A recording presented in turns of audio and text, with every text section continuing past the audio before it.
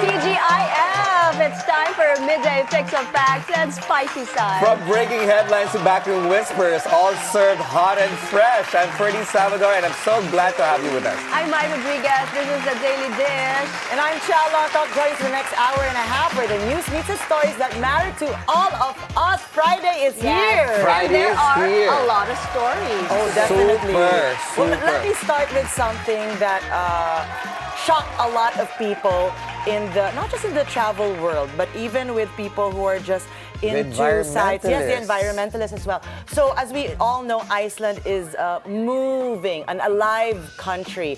So sadly, this February, Reynes, I hope I get this right, the Black Beach, it's better known as the Black Beach, is no longer existing. Oh so my that gosh. famous So site where you see all of these rock my formations, gosh, yes. where people always take a photo, it is gone. It is Why? gone. Because of strong waves ever since the month before. So like what I said, Iceland is an alive country. Things are moving. Yeah, you've been volcanic to eruptions. Iceland. It's the land of fire I'm so and happy ice. I got a photo here with Really? my family. So what happened here? Does this have something to do with the glaciers melting? More of strong waves. This always happens in Iceland. That's why they always say best to visit while you can already because things change, right?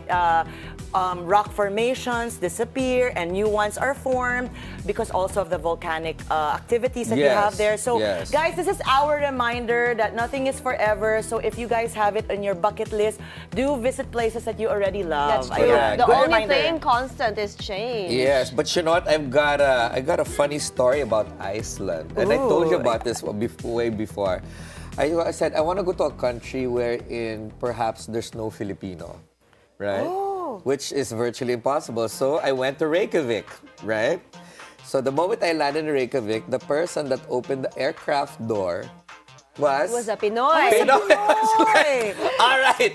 There's no You know space what? in the world. You know what I won't forget? When I went to Iceland, of course, the Ferdi Salvador, ang request na pasalubong was goose feather. Winter goose down. Wow, yon, whatever you call it. okay. With how many percent of, what do you call this? Feather, ano? I don't know. There's na. a certain percentage. Yeah, and then pa. since I couldn't bring it home, sabi niya, it's okay, just bring home, what salt was that? Volcanic salt. Volcanic salt. So this is what happens when you have a friend like the Ferdi No, Salvador. but I wonder how many Pinoys are in Iceland. No, there's actually. quite a few. And you know, quite a few Filipinos have been there. My younger brother Suki loves Iceland.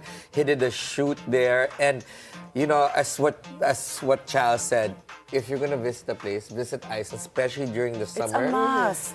You see it, the expanse of Iceland, and I'm sorry we don't have a Clip on photo it, there yeah. of that, but then you look at like this wide expanse of Earth, and then there's like little jewels of water formation. It is Visit more it than now if you Northern can. Lights. It Yes, is more than yes, Northern Lights yes, for Filipinos out Anyway, there. there's sad news today. Grey's Anatomy star Eric Dane has passed away. As you know, he's been battling ALS. And Yes. it's only been less than a year for him struggling with this disease. Yeah, and you know what? At a young 53. Yes, he's only 53. I'm also invested in this because I'm a huge fan of Did you Grey's complete Anatomy. it? Yes, and it's still running. It's season 22 already. Oh, we didn't know this. 22 It's Wow, seasons, you learn guys. Did you something guys new know every this? day. Wow. Yeah, okay. like he was a breakout star in that series, and it's been running for that long. Imagine, it's the longest already American TV series So these in are history. More than Baywatch. More than Baywatch or I like your reference for Law it. and because Order Baywatch- or what? Yes. Baywatch is supposed to be the longest running Really? TV series until when Grey's I found out Anatomy. that Grey's Anatomy. it's your Grey's Anatomy. So, but you know what? Baywatch is doing a reboot.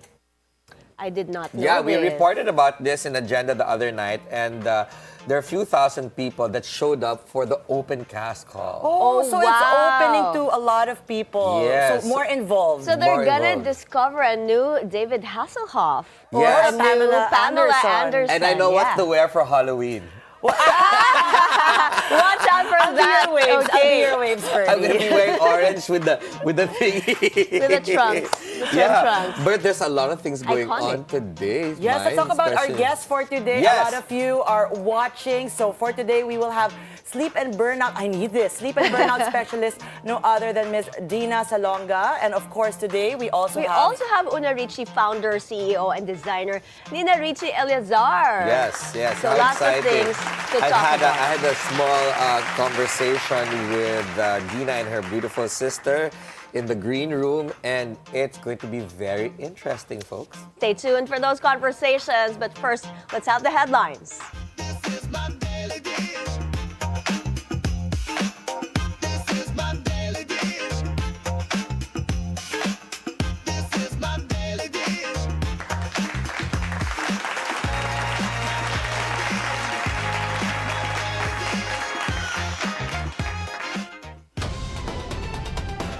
In today's headlines, the International Criminal Court's prosecutor opposes former President Rodrigo Duterte's request not to appear on his confirmation of charges hearing set for next week. As President Bongbong Marcos is set to meet Naga City Mayor Leni Robredo, a political analyst says a Marcos-endorsed Robredo candidacy can defeat Vice President Sara Duterte in the 2028 presidential race. In sports, Alex Ayala bows out of the 2028 Dubai Championship. And later in the show, we'll speak with sleep and burnout specialist Dinah Salonga. And we'll also have Una Ricci founder and CEO Nina Ricci Eleazar. Stay tuned for that. The International Criminal Court's Office of the Prosecutor is opposing former President Duterte's bid to skip his confirmation of charges hearing next week. In a document signed by Deputy Prosecutor Mame Mandiayanyang, the prosecutors asked the pretrial Chamber 1 to deny FPRRD's request. The prosecution explains Mr. Duterte is not entitled to unilaterally excuse himself from the proceedings. They argued there is no compelling reason for Duterte not to appear before the court as he is fit and available. The hearing is scheduled to begin on Monday, February 23rd. Former presidential spokesperson Harry Roque hits back at Malacanang for calling him a fugitive. Roque is the subject of an arrest warrant over charges of qualified trafficking. Ivy Reyes is reporting to us live from Malacanang. Go ahead, Ivy.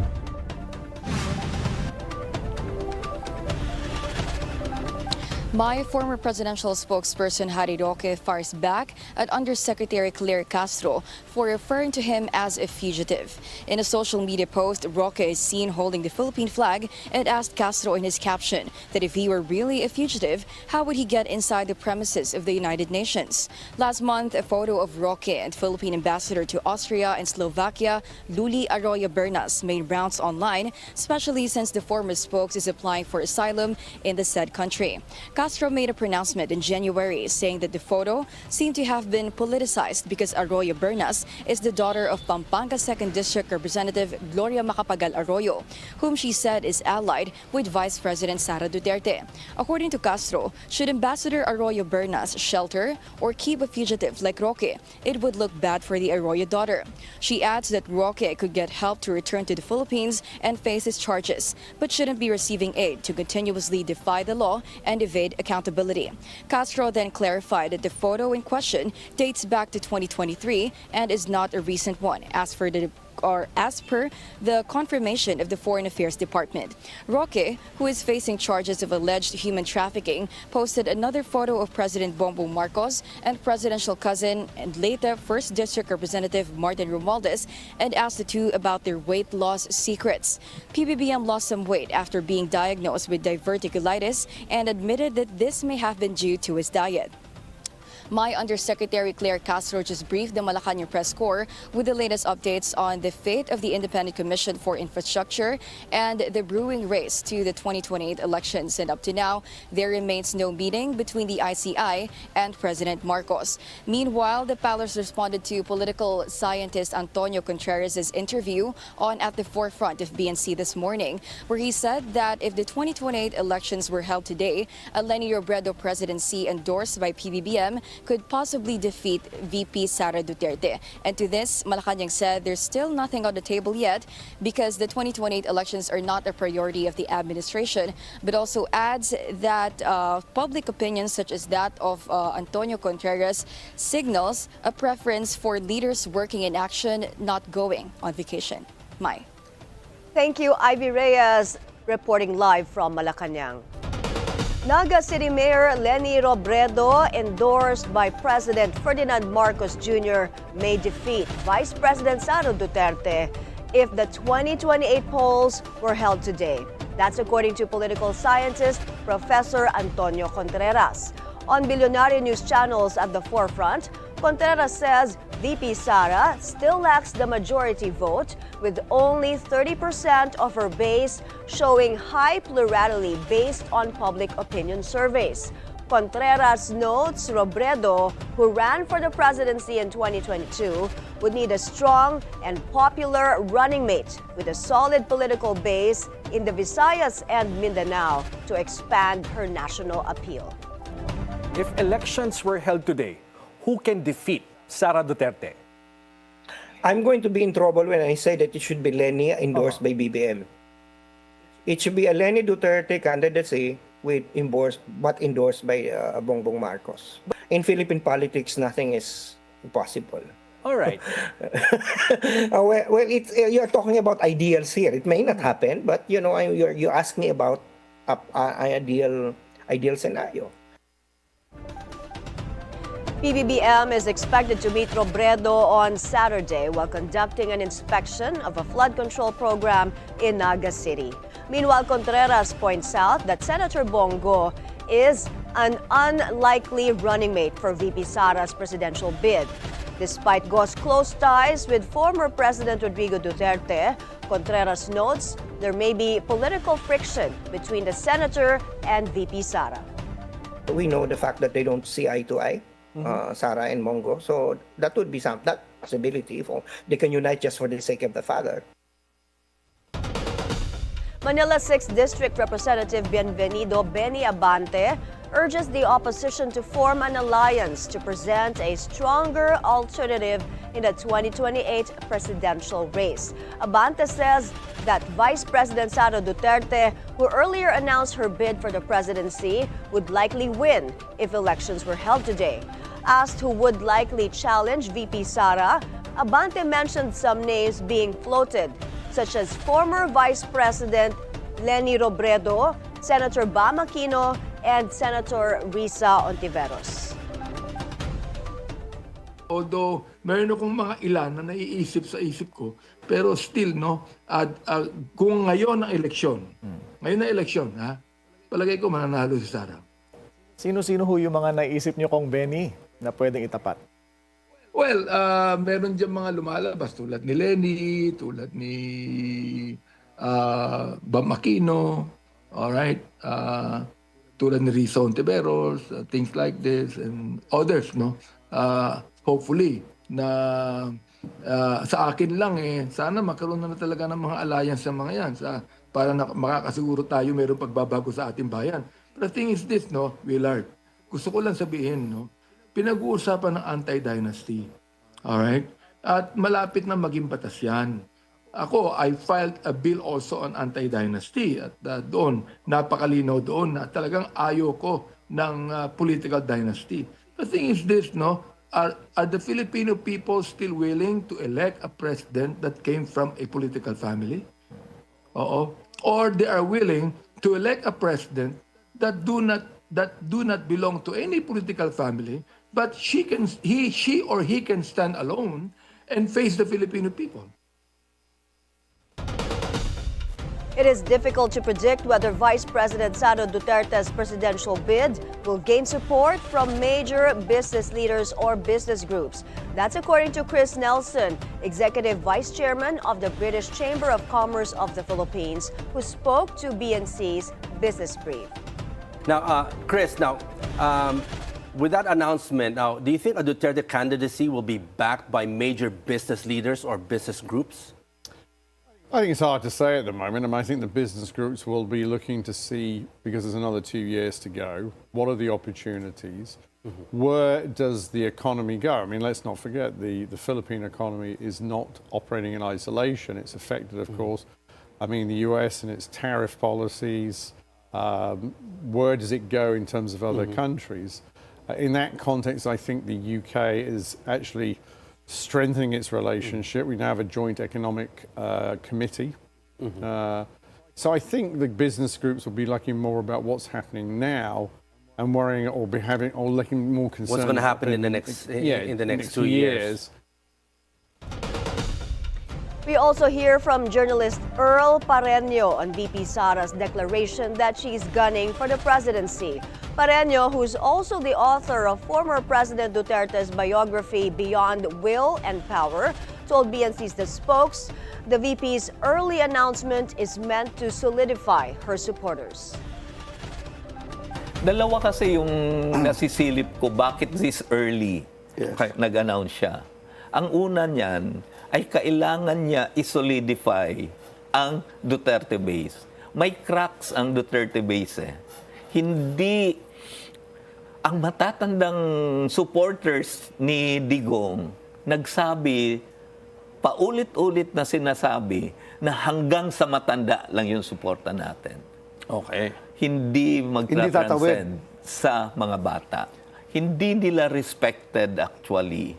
In fact, ang iba dyan ay may strong resentment against sa mga bata. Dahil sinisira nila ang perception nilang legacy ng matanda. No? Itong mga bata na to. So, etong mga matatanda na to, ito yung mga generals, government officials, dati mga barangay captains na may influence pa rin sa leaders all throughout Mindanao, including some revolutionary groups. It's the third and last day of public consultations by the House of Representatives on the anti-political dynasty bill. Joan Manalo is reporting live from Cagayan de Oro City.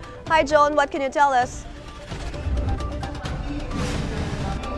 The House Committee on Suffrage and Electoral Reforms brought their public consultations on the anti-political dynasty bill here in Cagayan de Oro, specifically at the University of Science and Technology of Southern Philippines. Committee members, including various lawmakers, are present in today's consultation, including several lawmakers from Mindanao. This includes Cagayan de Oro 1st District Representative Lordan Suwan, Misamis Oriental 2nd District Representative Bambi Imano, and Bukidnon 2nd District Representative Keith Flores. The lawmakers said they want to determine the pulse of the people of Cagayan de Oro, particularly on the preferred scope of the proposed ban, whether it should cover up to the 2nd degree of consanguinity or affinity, or be expanded up to the 4th degree. They emphasized that this is crucial, given that there are currently 24 anti-political dynasty bills filed before the House of Representatives. House Electoral Reform Committee Chair Zia Adiong stressed that the panel is determined to pass a measure that will protect and uphold the people's right to suffrage and representation. He also explained the key differences among the various proposals, particularly in terms of the scope of the degrees of consanguinity or affinity covered. The committee estimates that more than 1,650 participants from various sectors are attending today's consultation here in Cagayan de Oro, including students, residents, workers, business leaders, members of the clergy, and other community representatives. Mai. Joan, for those attending there in CDO, how are they responding to the proposed anti-political dynasty bills? So far, those who have expressed their sentiments on the proposed anti-political dynasty bill here in Cagayan de Oro said that they are in favor of the proposed measure, stressing that allowing political dynasties to hold positions of power could lead to the concentration of power in several families only, limiting opportunities for others to serve other people and contribute their knowledge and skills to the community. However, we are still awaiting more insights, of course, and perspectives as the consultation is still halfway through. Mai. Thank you, Joan Manalo, joining us live from Cagayan de Oro City.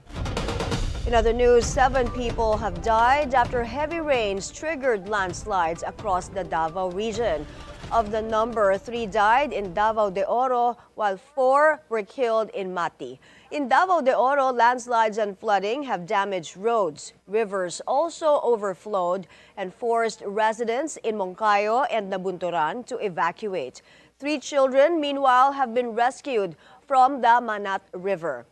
Authorities say they continue to monitor vulnerable areas as recovery and rescue operations progress. Authorities continue to monitor Canlaon volcano's activity following a moderately explosive eruption yesterday. Speaking to Politico Nightly, PVOC's director Teresito Bacolcol said the ash plume emitted by the volcano reached 2 kilometers, while the pyroclastic density current from the crater reached around 1 kilometer. Ashfall was reported in the southwestern side of the volcano, affecting La Carlota, La Castellana, and Bago City. Alert level 2 remains within the 4-kilometer permanent danger zone. Although may increased unrest, wala pa tayong malinaw na evidence na tuloy-tuloy na pag-akyat ng magma na magtutulak sa mas mataas pa na alert level. Ang desisyon sa alert level ay nakabatay sa overall trend, hindi lamang sa isang pagsabog. The Bangko Sentral ng Pilipinas cuts policy interest rates by another 25 basis points, bringing the key rate to 4.25%. The move was widely anticipated as the economy seeks to regain momentum following last year's slowdown linked to the flood control controversy. On BNC's Business 360, Mark Yu, president for retail of Sea Oil Philippines, discusses the impact of the rate cuts, noting that while they provide support, monetary easing alone is insufficient to drive sustainable economic growth. From where we are coming from December at 3, it's still far from where we were at around 6%.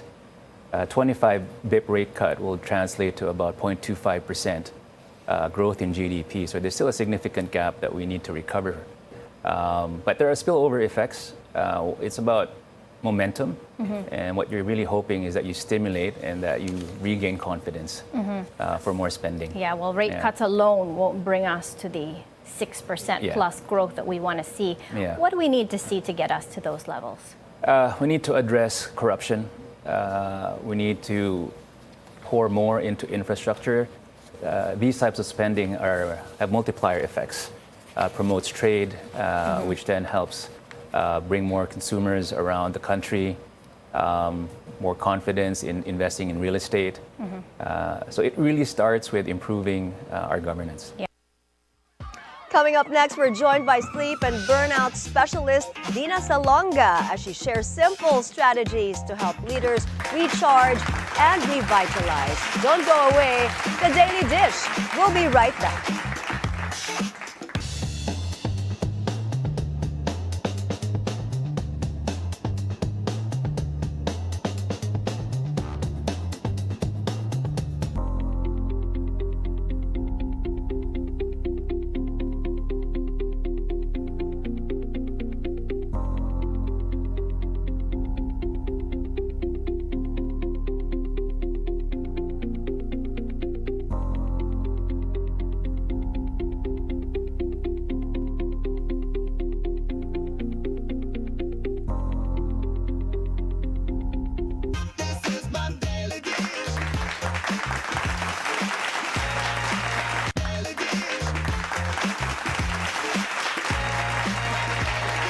Welcome back to the Daily Dish. Today we're joined by a sleep and burnout specialist, among other things, who helps stress and burnt out leaders recharge and revitalize.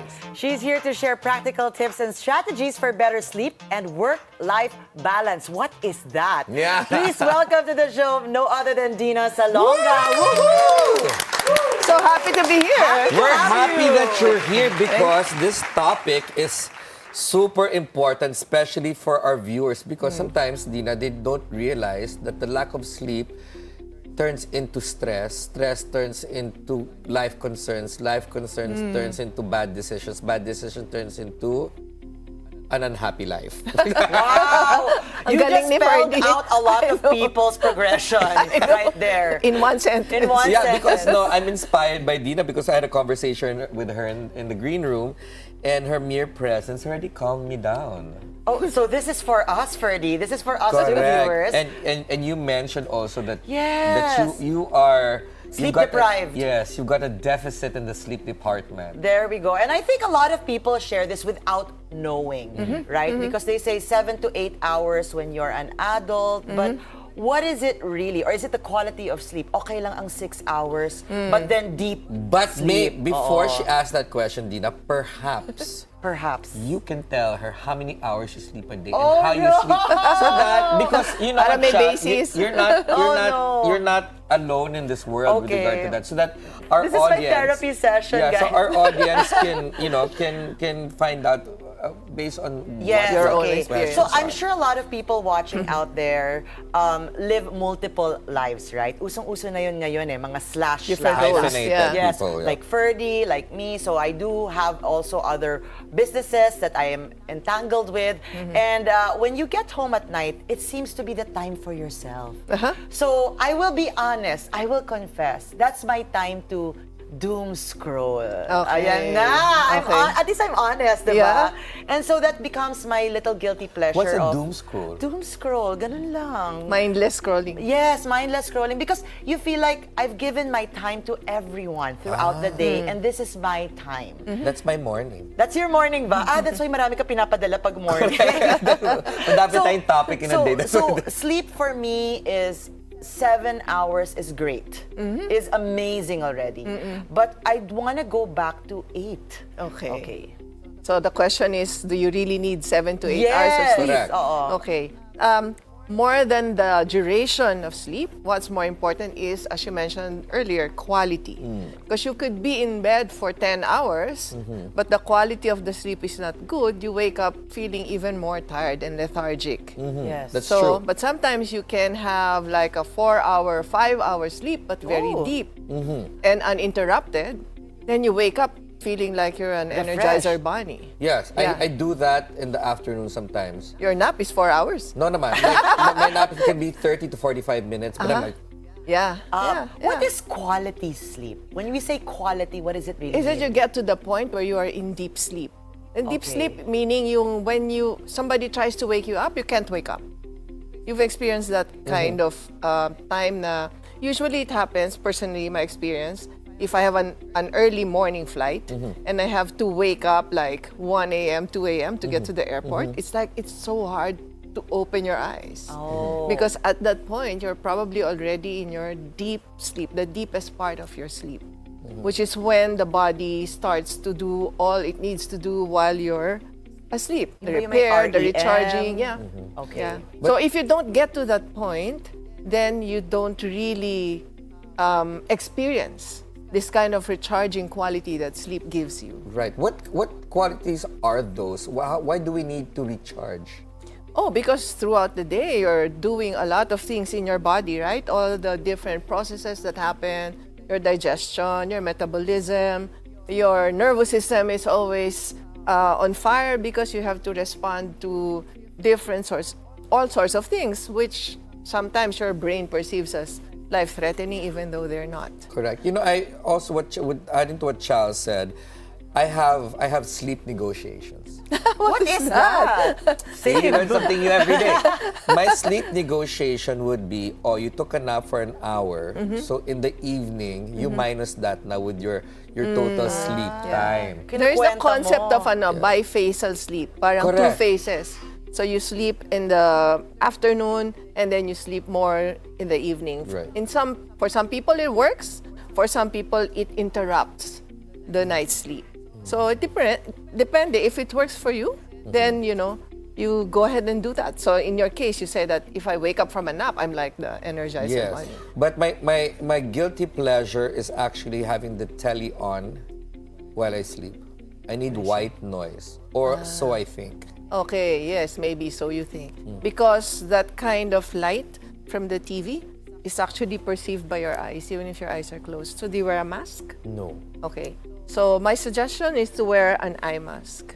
Okay. Yeah, because even the smallest bit of light from your standby gadgets, di ba, when your TV is plugged in, or you turn it off, but there's a small red light, the eyes can still perceive that and thinks that it's not evening.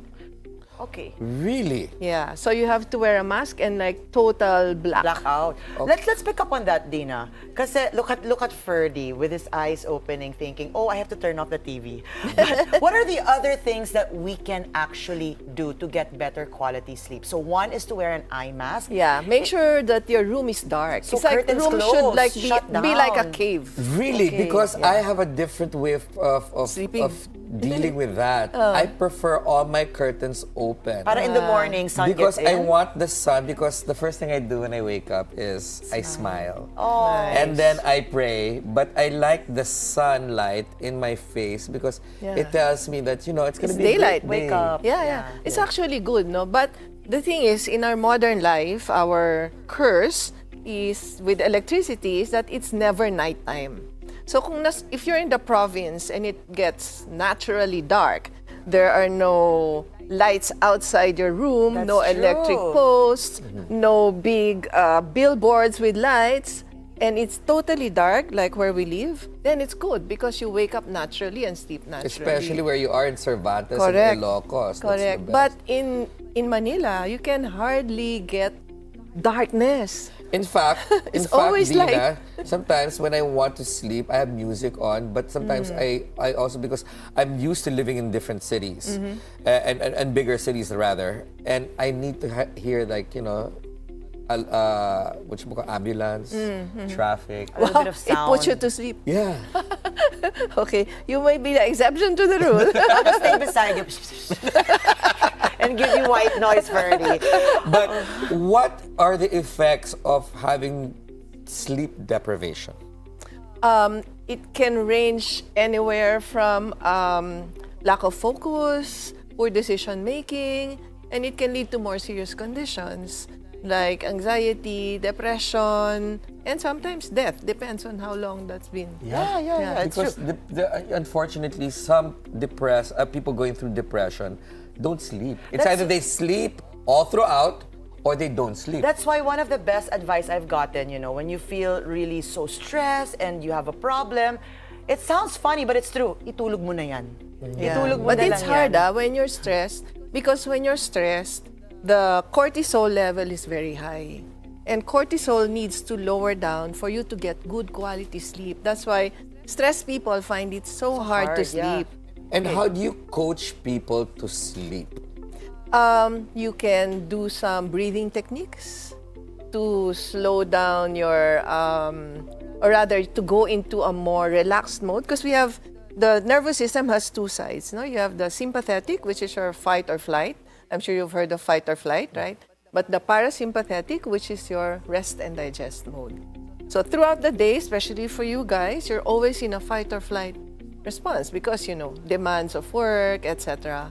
When you are about ready to sleep, that part of your nervous system should shut off and the other one should kick in, which is the rest and digest. But if you're so stressed, that's why maybe for you, the doom scrolling will sort of transition you into this state. When you get into the parasympathetic nervous system, the sleep will naturally occur.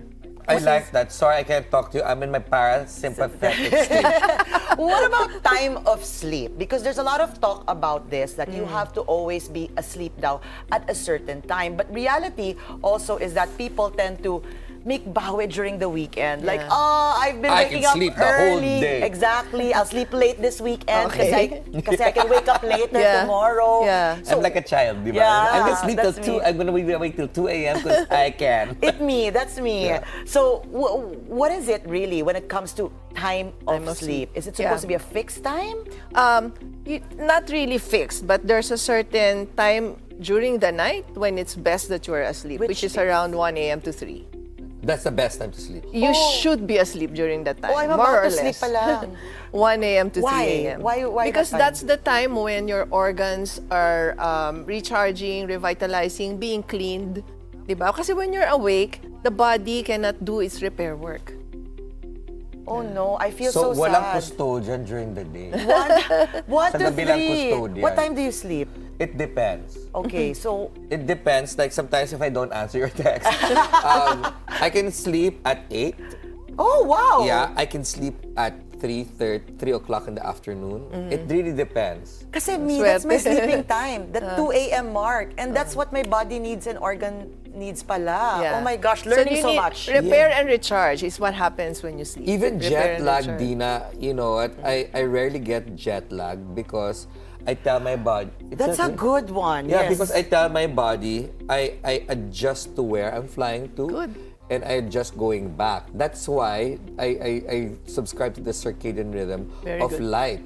Very good. Yeah, but you know what? I want to get deeper into how you, of course, there's a lot about you with just being a sleep and burnt out professional. yeah. You also do with cycles of life Yeah. and stuff like that, which is actually more important than just this one. We're gonna tap into or slightly go to the burnout stage and how perhaps you can help out leaders quickly and how to deal with that. Okay. Right? But give us a few more pointers. We just got about a few seconds before we go to Gap. Give me 3 main pointers how you can help somebody sleep soundly and restfully. Okay, so the first one is be in a dark room, as dark as you can. Okay? And then rhythm. So you mentioned rhythm. The body likes rhythm. So make your sleep time regular. If you sleep at 11 or 12, sleep at the same time, wake up at the same time. Because your body gets used to the cycle, right? Number 3, try not to eat too much before you go to bed. So like at least 2 hours before bedtime. Your digestion should already be more or less finished. Because if your body still needs to digest while asleep, the digestion does not happen fully and you wake up feeling like, I'm still so full.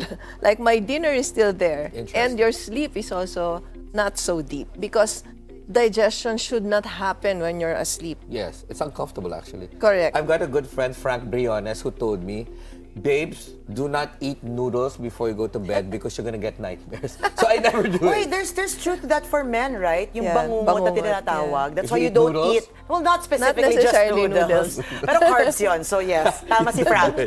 Yeah. No, because the Interesting noodles tend talk. to expand and make you even full, di ba? It It absorbs water yes, kasi. correct. Okay, well, you know what? We're gonna do a cliffhanger there. We're gonna take a quick break. We'll hear more from Dinah Salonga when the Daily Dish returns. Don't go away.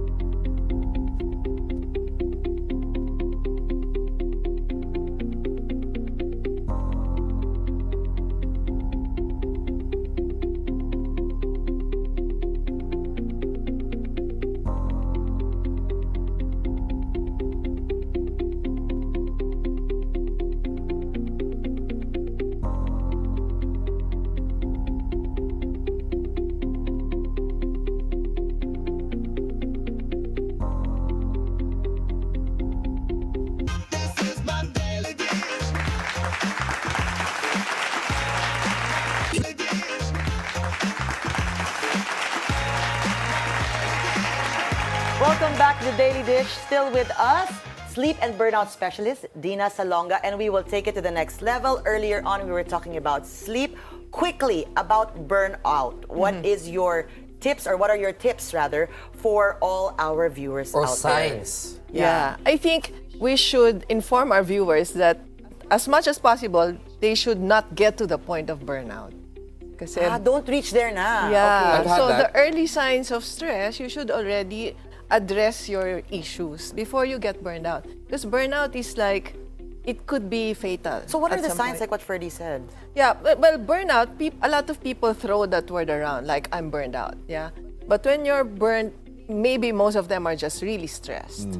Because burnout includes already the feeling of giving up. When you're burned out, it's like parang nothing matters to you anymore. You're losing inspiration about life. And it's usually work-related. You don't get burned out in a relationship. It's mostly work. Oh, I do. As an expression. Even mothers out there. I have an that's emotional possible, right? burnout with my relationship that's Because non-existent. probably being a mom is like work. Yeah. So Yes. because there's so many things that can contribute to the burnout, right? Not just the workload, but including, the emotional aspect of the work, challenges with your boss, with your office mates. You get to the point maybe you're not appreciated. You get to the point where you're working so hard and you're like just not caring anymore. That's burnout. That's Dina. You know what? I'm guilty of using the word burnout casually. Yeah. Because I do feel it. I don't lose naman perspective of my life. I don't give up naman, but I just. When I feel like I'm burning out, okay, I just need a week or two just to decon. Reset. I just need to leave the country. I need to go to my happy place and just then when I get back, let's go Recharge again. ka na. So Yeah. is that de-stressing lang? It's Yes. not de-burning out? Yeah, I think you're just stressed. Like the level of stress just gets high to the point that you really want to just, do something about it so that you can normalize, which is So good. what's the word for that? Stress. Stress itself. Okay. Wala bang mas mataas? In Super between stress. stress and burnout, what is that? Super stress. Super stress. You're very interesting, and I Highly think it's stressed. very key Highly that stressed. viewers understand this, that burnout has a sense of resignation. Parang, Yes. ayoko na, manhid na ako. Giving Hindi up. ko, Giving up. Giving So up. that's clear. Yes. Ferdi, you mentioned something a while ago about life cycles, and this is something I am so interested about. Yes, because one of my dear friends, also Chessa Zimmer and Mitch Monfort, they've gone through this, and that's our connection with Dina. So, can you explain to us life cycles or life stages so that our viewers can also figure out whether they're stressed or burnt out or sleep deprived, because it's a whole Philosophy. Well, thank you for that question. So life cycles is essentially natural cycle that all of us experience individually. And it's like nature has seasons, winter, spring, summer, fall, if you're in temperate, diba? In the Philippines, dry and wet. And these things naturally happen whether we like it or not. We wake up and it's raining. Whether you believe or not that there's a rainy season, it will rain. So the concept of life cycles is that we follow a certain natural rhythm or cycles of energy throughout an entire year. And it starts on our birthday and ends on the day before your birthday. Oh, really? Mine's coming up. My last annual 35th birthday is coming up. Your last 35th birthday? The 34th? My last 35. annual, Yeah, okay. Okay, when's your birthday? April 25, 26, I accept GCash. Yeah, so there's a certain cycle that happens every 52 days, more or less. Okay. If you divide 365 days in a year, there's like 52 days in each cycle, and each cycle has a particular energy. And what is good is that because you know it ahead, you can incorporate that information into planning your entire year's activities. This is the first time I am hearing this. Isn't it mind-boggling? Yes. So what happens in these seasons, in these number of days that you've mentioned? Like, what are the cycles that we are supposed to be expecting? Yeah, so on your first cycle, which starts on your birthday, is a very strong power cycle. And it's the time when you should set your strategies, your visions, plans, and goals for your entire year. It makes sense, diba? Common sense. Because it's you're not starting New Year, Not huh? Jan 1, set not your Chinese New New Year Year not even. CNY. Exactly. That's why some of us make New Year's resolutions, but we keep failing. Because maybe January is not the right cycle for you to be making resolutions. What are the cycles? Just so that our viewers can... Okay, so the first cycle is for that. Planning, strategizing, Okay. defining your goals. And it's when? Starts on your birthday. Birthday talaga. Yeah. Okay. Yeah, and 52 days from there. And then the Okay. next cycle 2, is more for relationship building, networking, right? So cycle 1, very fast, Dating. strategize. Cycle 2, more relationship based. It's also a good time for learning. So if you want to go into training, cycle 2 is a very good cycle for that. Cycle 3 is a materialization cycle. We call it harvest. So you plant by networking, talking to clients. Cycle 3, harvest. I want cycle 3 na. Dali lang. You have to plan first. Okay. Yeah, so cycle 3 could be the first harvest you can get, meaning it's a money cycle, cycle 3. So, depending on your birthday, on cycle 3, you don't take vacation. You have to work. So that's August. Depends for you. For yeah, you, more or on less. your- Sabi ko sa iyo maswerte ako sa That's August. right. That's right. So, it's not ghost month, but not unlucky for you. Yes, yes. So, cycle 3, money cycle. And then the fourth cycle, there's two parts to the fourth cycle. There is the karmic part, which can be very emotional. So some emotional challenges can happen to you in the early part of the fourth cycle. You could be more dramatic, emotional during this period. So you have to watch out for that. So don't engage in, kung may sumpong ka or you're fighting out a lot with your partner, it could just be a cycle. So you know that that cycle will also end, right? And you are aware now, okay, I'm coming into my fourth cycle now. I know I can be emotional. So I have to watch out for it in terms of my relationships with other people. Oh my gosh, I can totally point to that. That's the first quarter of the year for me. For you. Pag emotional. So, look ha, this is so interesting because there's the Gregorian calendar, there's the lunar calendar, tapos may life cycle calendar pala. Yeah. What is with the 52 days? Like, why is it Because the count? if you divide 365 by quadrants. 7, So it's just the equal parts. more or Okay. less. It's your quarters. Wait, I'm so happy because I always say Chinese New Year is your second chance to the new year if you weren't able to start right. Now I know I have a third chance. Our birthdays pala. No, but if When's your birthday, Chal? October pa. So I mean October. probably my, what's the second October. phase? So now is now November, December, Second January, cycle. February, Second March. cycle. You're probably also in your third. Harvest? Yeah. Asan na? Could be. We'll just compute it. Don't be mega. Third or It's coming, fourth. it's coming. Yeah. Oo. So, like, based on the philosophy of what Dina said, Yeah. you don't have to pin the universal calendar to your renewals. Correct. Because your own renewal is your own cycle. So Correct. you own it. Yes. This is Uy, so... pwede na ba ako? Pwede na ba ako? pwede na siya. Masyado na. Consultant na si This, Ferdi. this makes so much sense, because Yeah. even for women, even our planning, our scheduling of our life, we also have our own menstrual cycle, Correct. right? Yeah. So this is so amazing. And I believe in it. I believe in Yeah. it that each of us have our own timing and calendars. Nature is like that. Although it's my Nature first has time to its hear rhythm, it. di ba? Yeah. Night, day, seasons, everything. I'm is blown. I'm blown. O, tuloy ba Right? natin? Yeah, I'm So we gonna start continue? counting later. Yes, We yes. continue. So fourth cycle, right? The first part Yeah. emotional, but the latter part is creative. It's a very creative cycle. So if you're an artist, musician, or even if you're an entrepreneur, it's the time to think about, okay, what are the new innovative ideas that I can do for my business? Dina, this is so weird. Let me tell you, because I'm in my fourth cycle now. We will do that. We will, Miti, can you compute? Unpack it later. No. Yeah, because, it's so weird. The past 2 weeks, I'm already reinvigorating my business interests. And just today, this morning, yesterday, I was able to infuse, thanks to the help of somebody's very special, my hotel business. So it's changed again. So this is so cool. And that really falls on the cycle, no? Of Well, what you're based on what Dina's saying, Yes, if I'm yes. following it loosely, Yeah. then it would be now. Interesting. Okay. I guess all of us are gonna start counting these 52 Yeah. days each Yeah, in which but you know, cycle we are. this not enough time, Dina. I We need you back on the I show. Okay, tomorrow? Saturday. Break tayo tomorrow. No, definitely. I'm sure our viewers are very interested in this and will definitely need you back here. But how can people reach out to you and get deeper into your services and your professional advice? Okay, they can message me on my website, dinasalonga.com, with an H, okay? D-I-N-A-H. DINAH. There, dinasalonga.com. Okay. And I'm also on TikTok and Facebook at Coach Dina Salonga, on Instagram at Dina Salonga. So I'm everywhere. Just send me a message if you're No interested.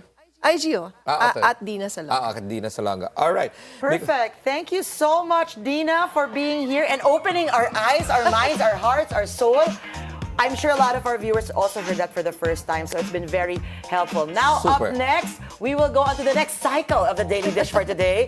World sports and entertainment news. Don't go away. The Daily Dish will be right back.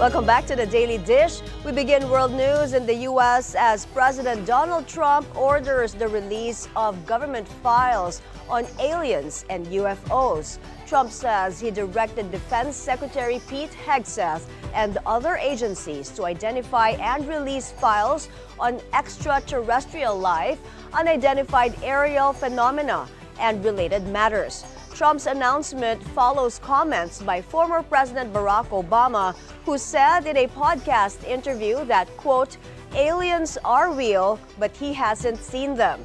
In a follow-up statement, Obama clarified that he saw no evidence during his presidency that aliens have made contact with us. Lawmakers have reacted with curiosity and support, signaling potential future hearings and public disclosure on UFOs and UAPs.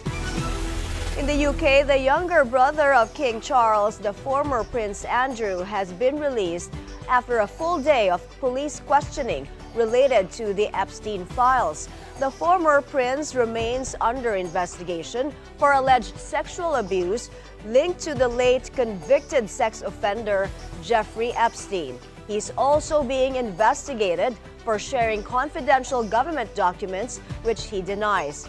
The disgraced royal was stripped of his titles last year and was ousted from his Windsor residence amid the scandal.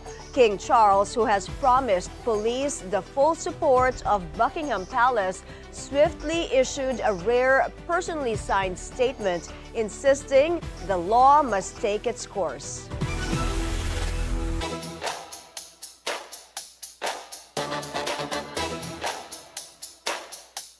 World number 4 Coco Gauff defeats Alex Ayala in the quarterfinals of the Dubai Duty Free Tennis Championship. The details from Sheila Salaysay. A charged atmosphere filled center court in Dubai as Filipino flags waved and chants echoed through the stands. But instead of shrinking from a partisan crowd, Coco Gauff embraced it, turning the noise into motivation in her quarter-final clash against rising star Alex Ayala at the Dubai Duty Free Tennis Championships. Coco Gauff found herself in an unfamiliar position, battling not just an informed opponent, but a roaring crowd largely behind Filipino sensation Alex Ayala. With thousands of Filipino fans filling the stands in Dubai, Gauff turned to a bit of reverse psychology to block out the noise. Whenever you guys were cheering for Alex, I was pretending that it was my name, and I think that it helped me a lot. Drawing from past experience, including high-pressure matches at the French Open, Gauff embraced the electric atmosphere instead of resisting it. The strategy worked. Gauff stormed to the first singles meeting, 6-love, 6-2, winning 77% of her first serve points and converting 6 of 9 break opportunities in a 67-minute masterclass to advance to her second Dubai semifinal. But beyond the scoreline, Gauff made it clear she welcomed the energy Ayala's fan base has injected into the women's tour. I'd like to thank Alex for bringing a new demographic to the sport. I really appreciate I think it's great. I know sometimes it's tough when you're playing against a home crowd, but I think that it's great for the sport. So keep being enthusiastic and keep rooting for your player. Ayala, a graduate of the Rafael Nadal Academy, has emerged as one of the WTA's tour breakout stars since her semifinal run at the Miami Open last spring. With over 700,000 Filipinos residing in the United Arab Emirates, her matches in Dubai have felt like home fixtures. Earlier in the tournament, Ayala credited that vocal support after stunning former champion Jasmine Paulini and advancing past Sorana Cristea to reach the last 8. Now into the semifinals, Gauff awaits a rematch with former Dubai champion Elina Svitolina. But the lasting storyline in Dubai may well be the unmistakable impact of Ayala's growing global following. A wave of support, both players agree, is a win for the sport. Sheila Salaysay, Bilyonaryo News Channel. Amazing effort for our own Alex Ayala. In other sports news, the PLDT high-speed hitters remain unbeaten in the PVL All-Filipino Conference after yesterday's hard-fought 3-1 win over the Akari Chargers. PLDT took sets 25-22, 25-27, 25-21, and 25-15 with the Savvy Davidson leading the charge, scoring 18 points on 16 attacks and 2 blocks. Meanwhile, the Galleries Tower high-rises delivered a statement-making 4-set triumph over NX LED, dealing the Chameleons their first loss of the preliminaries in the 2026 PVL All-Filipino Conference.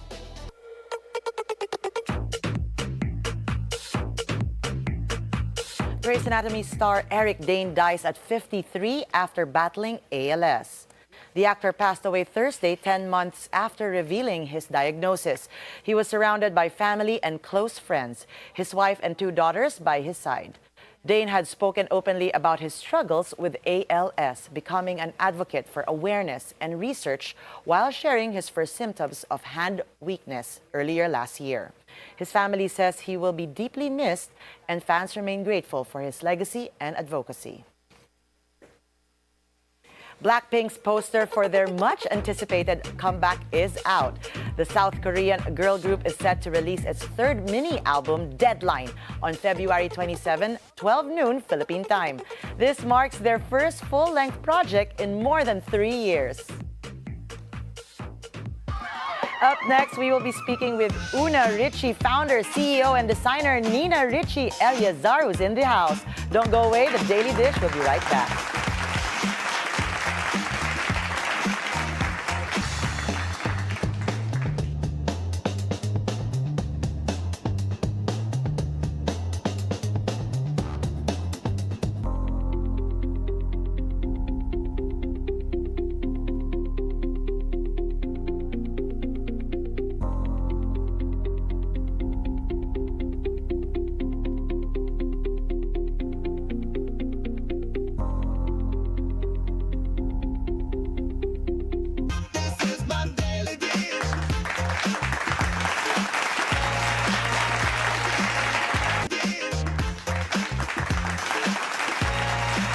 Welcome back to the Daily Dish. Our next guest recently launched her own collection at the Philippine Fashion Week.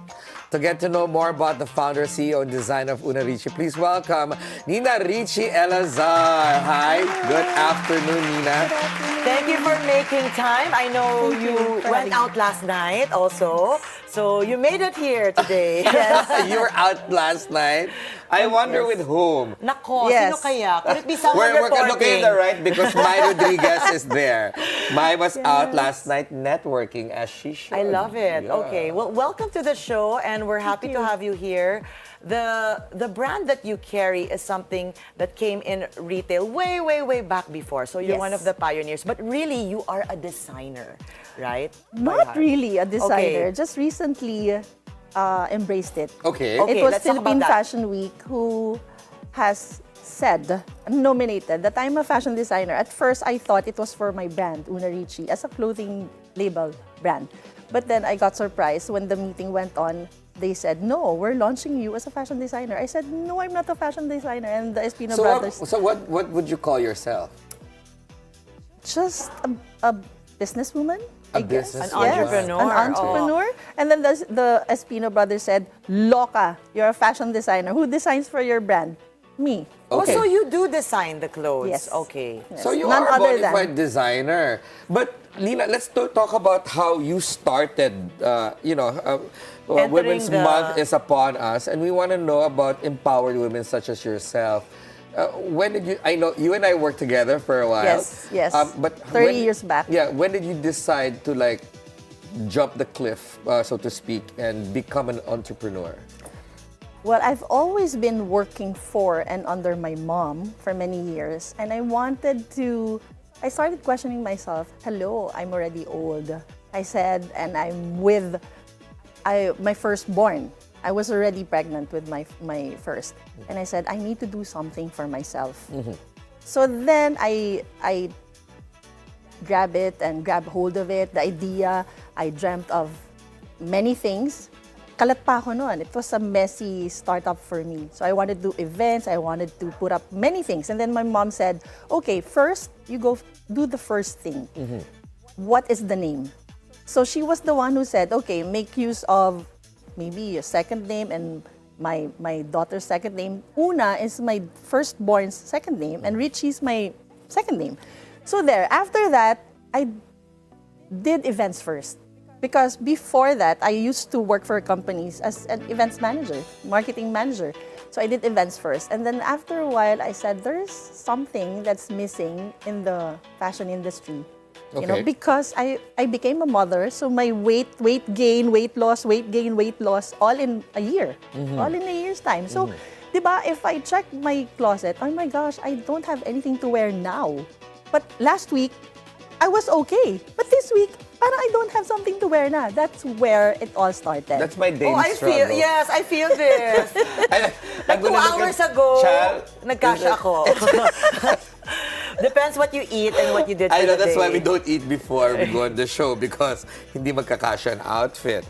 But that's an interesting thing, because we've got a lot of viewers here that perhaps are shy, or even, you know, they're closet passion entrepreneurs, di ba, Chal? Oh, so this one started as a passion or more of a push?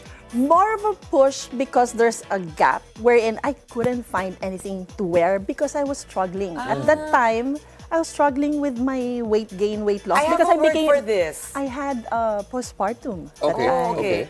So for me, parang I need to solve this. I have a word for this. I call it inspiration. So Inspiration. yes, you get inspired by what you get most frustrated with. So that's like. But then, Because it ruins your day. Are you RTW or are you designing specifically? Both. So both. So I did first RTW because I wanted to put out wherein XS to XL to even double XL, one piece of clothing.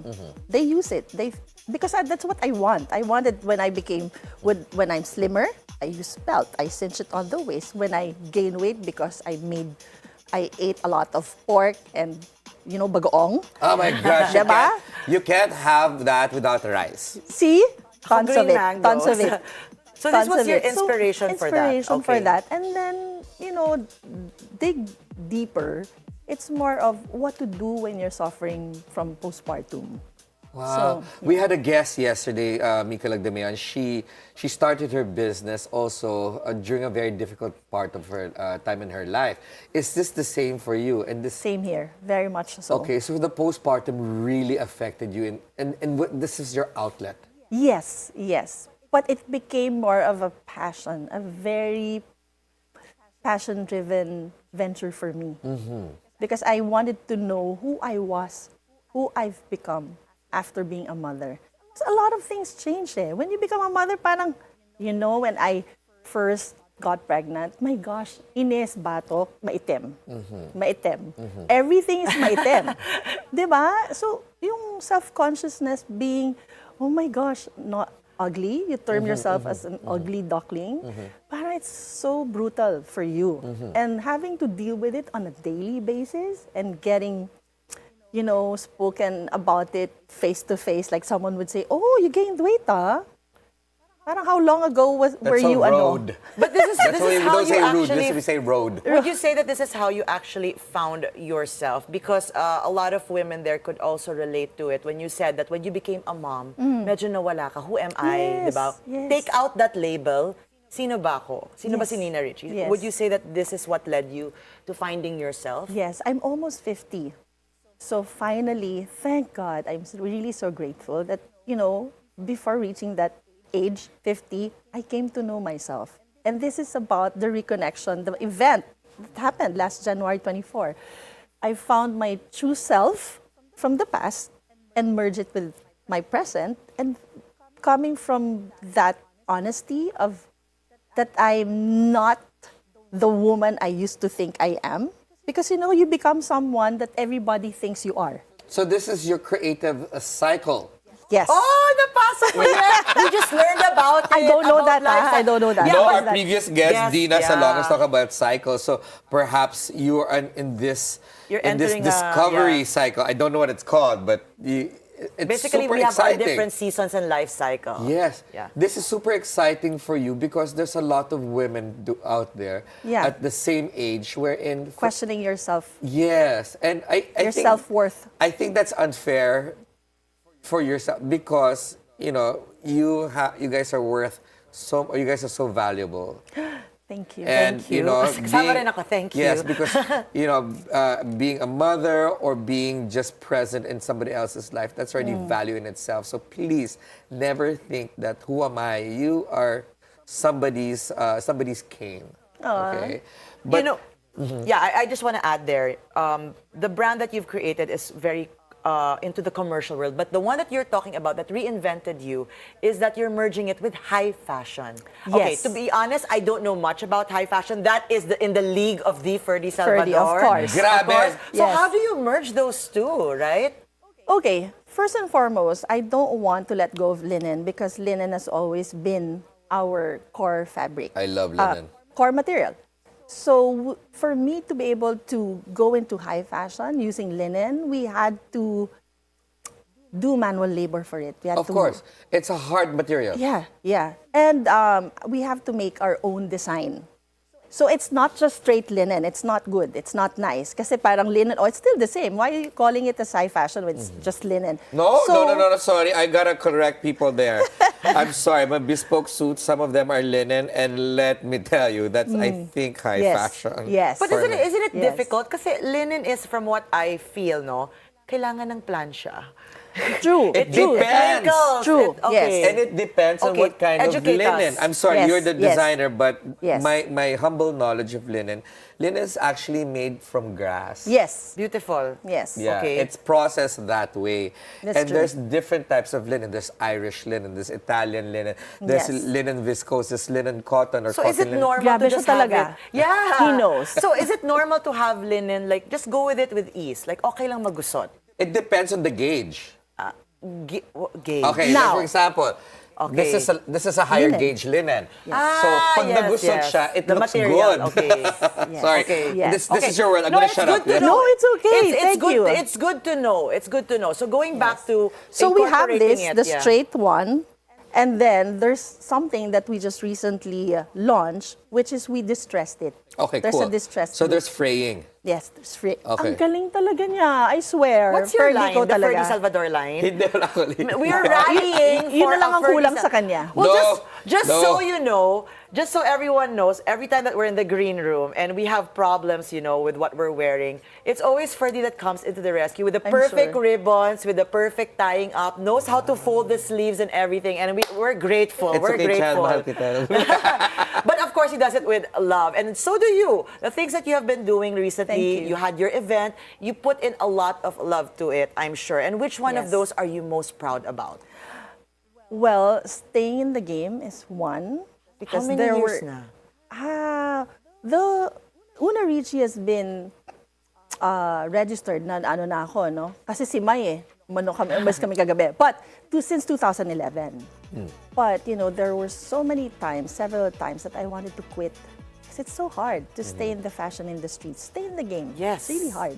Because you depend everything on the laborers, the workforce. And yun yung crucial without the skillful tailoring or the pants maker, the one who does the blazer, patay ka, lagot ka. So it's Lalo na really pattern. hard. Yeah. But here's the thing. I'm so proud of. I am able to pattern everything Nice, that's difficult. myself. Yeah. Blazer, pants, gown, without the regular, normal knowledge of going to school and yeah. So you're Because- self-taught with the patterns. Yes. Wow. Out That's of amazing. Experience? Not out of experience, because I needed to push myself. Because I always find myself walking inside the atelier and wala na naman si pattern Out of maker. desperation Out pala. of desperation. Something a lot of entrepreneurs kasi can they're also like relate. that, you know.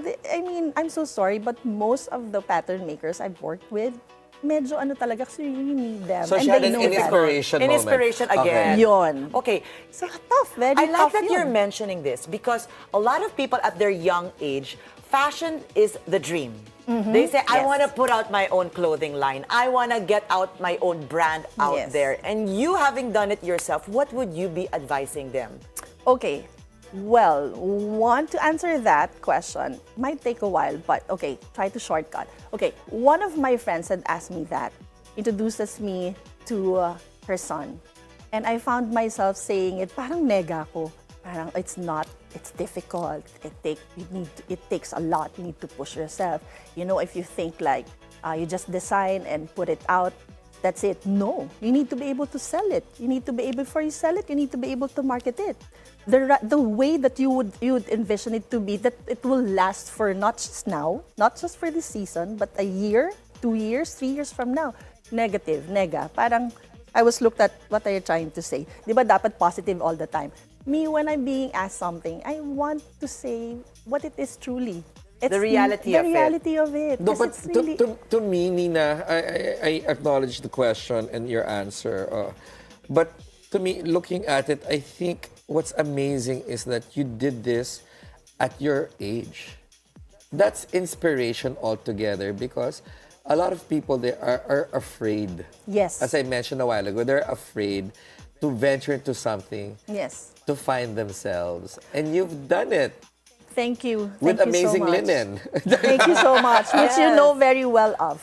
Yes. Yes. Yes. It's so hard. So going back to your question, and thank you for saying that, it's really hard.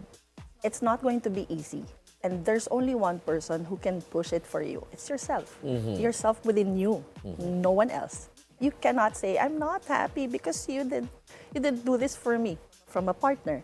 I used to be like that. I try to look for the source of happiness or the push from external, not within you, but from your partner. It's not his fault, not his or her fault. Maybe your mom, your sister, your daughter. It should be coming from within you. Because at the end of the day, you only see yourself in the mirror. It's only you. This has been the theme this week. A lot of people talking about here at the Daily Dish about inner self, right? And being able to express it and to go through challenges on your own. Okay, speaking about challenges, I'm going to go now external. Okay. Because when you do fashion, we can't help but wonder, how do you actually compete with brands that are online?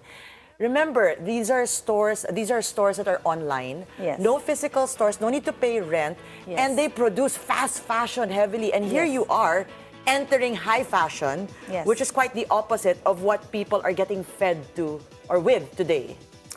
It's really hard. It's just that you have to be true to yourself, true to your DNA. What is your vision first and foremost? Well, I visualize this to be here from then to many years from now. Doing what?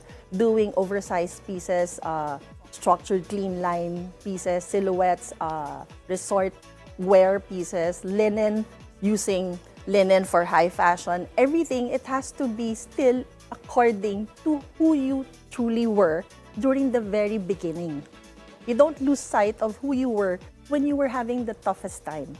And, administer it, be more, do diversify, Right. but still, stay true to yourself. What about advice to people within the similar age bracket that are afraid to venture into their own passion business? My gosh, age is just a number. And Wow, your number is 34, Ferdi. exactly. Really, I did see that as something that I could say out loud, but now I'm nearing 50. Age is just a number, because I found myself saying 2025, writing on the check, 2026 na pala. So, see, numbers are just there, but it's not for you to be depressed about. So, you have to try. You have to visualize yourself where in 10 years from now, 5 years from now, 3 years from now, where do you want to be? Who do you want to be? So, where do you start? When do you start? That's it. I could sense the acceptance, because a lot of women would say, I'm in my 40s or late 40s. Ikaw talaga looking forward to it. You're saying close to 50s. Yes. Wonderful. Okay. So now we're going to be playing a game. Oh, a little game. Don't be worried. This is called Rapid Fire. Very quickly. We only have a couple yes. of minutes, so whatever pops in your head, that's your answer, okay? Okay. Let's go. Okay, I'll start it up. Linen or satin? Linen. What accessory you can't live without? Earrings. Most memorable milestone? Doing pattern. Sketching or fabric manipulation?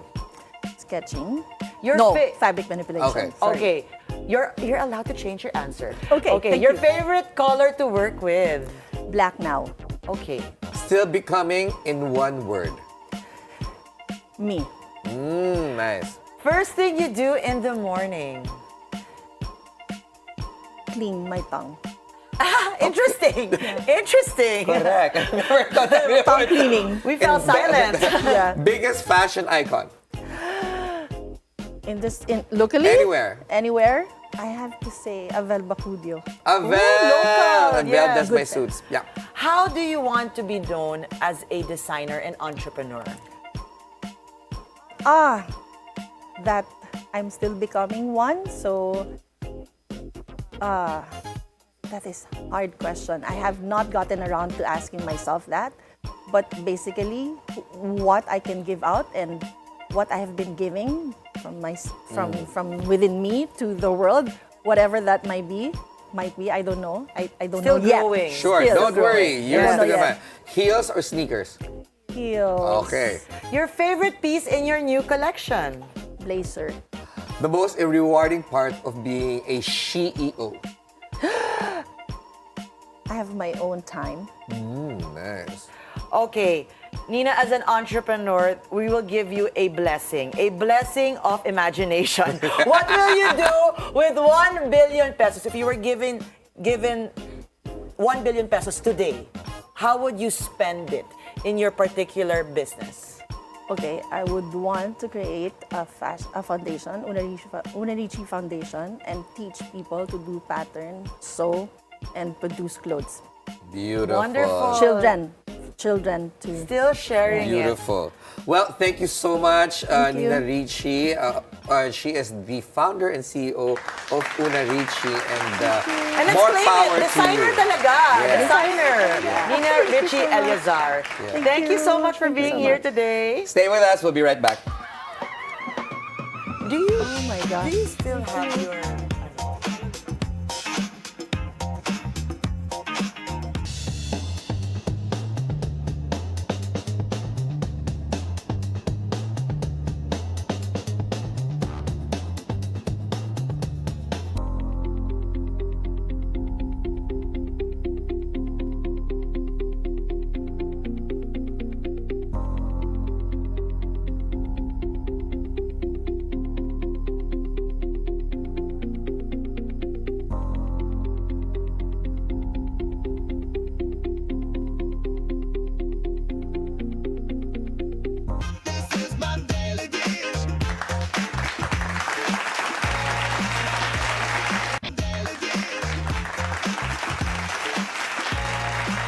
That wraps up a packed week for us, but here's a sneak peek of Monday's guests. We'll talk to PR maven Harry Hartman on brand building and the new era of public relations. We'll also have Elaine Abonal, the head coach of Surfista Siargao, on how she channeled her love for surfing into something meaningful and impactful. That's at noon, only here on the Bilyonaryo News Channel. That's it for us this Friday, February 20. Join us again on Monday for more Real Talk. A lot of spilled tea with zero filter. I'm Ferdi Salvador, always on top of the news and stories that matter most. I'm Chal Lontoc. Stay tuned to the Bilyonaryo News Channel always. Thanks for making us your lunchtime companion. I'm Mai Rodriguez, and that's the Daily Dish.